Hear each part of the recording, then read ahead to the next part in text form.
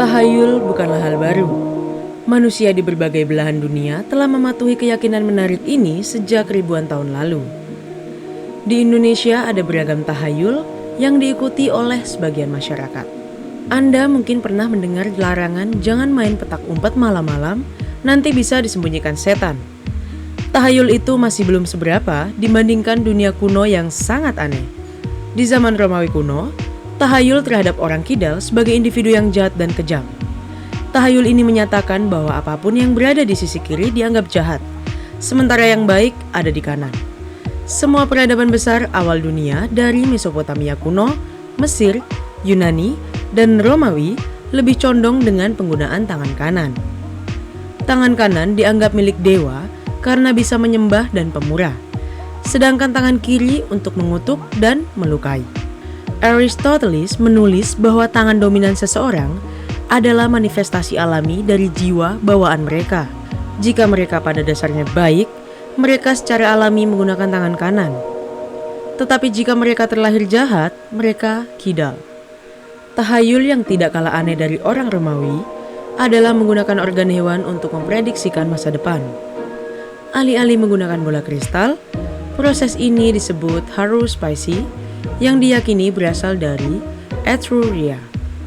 Hewan seperti lembu, domba, dan ayam akan dikorbankan kepada para dewa untuk menciptakan hubungan dengan langit.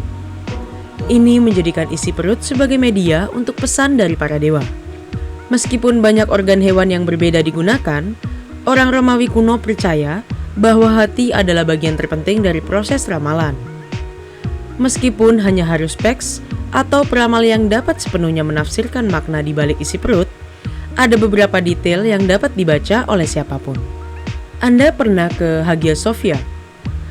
Mungkin Anda pernah mendengar kolom harapan. Tempat ini sering dikunjungi agar pengunjung bisa menaruh dan memutarkan jempol di lubangnya searah jarum jam. Mereka yang berbaris di belakang kolom menunggu giliran untuk memasukkan ibu jarinya ke dalam lubang kecil di kolom. Konon, orang yang melakukannya akan dapat mewujudkan harapannya. Di Turki juga masih ada tahayul aneh lainnya. Jika permen karet dikunyah setelah gelap hari, akan berubah menjadi daging. Entah dari mana asalnya, namun tahayul cocok bagi mereka yang ingin menghentikan kebiasaan mengunyah permen karet. Tahayul aneh lainnya adalah ketika seseorang memakan daging kambing, rambut wajah pada wanita akan tumbuh. Tahayul ini muncul di Rwanda.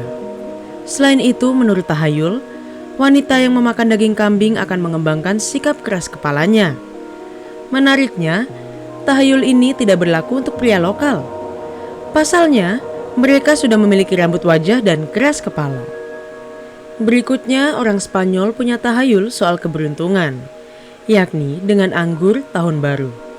Saat jam berdentang tengah malam pada malam tahun baru, orang Spanyol akan dengan cepat memakan buah anggur. Total 12 buah anggur dimakan setiap kali jam berdentang. Setiap anggur dimaksudkan untuk mewakili 1 bulan dalam setahun. Maka, diyakini bahwa hal ini akan membawa kemakmuran di tahun yang akan datang bagi yang melakukannya. Di beberapa daerah, mereka juga percaya bahwa praktik ini mengusir roh jahat yang mungkin ingin menyelakai Anda di tahun baru.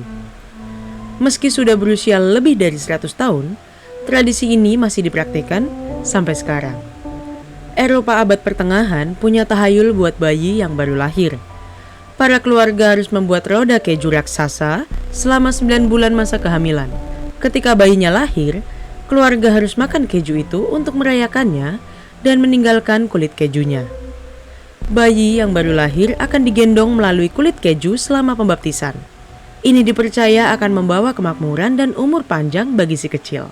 Nah, kalau sahabat pernah dengar tahayul yang paling aneh tentang apa? Bagikan pengalamanmu di kolom komentar ya.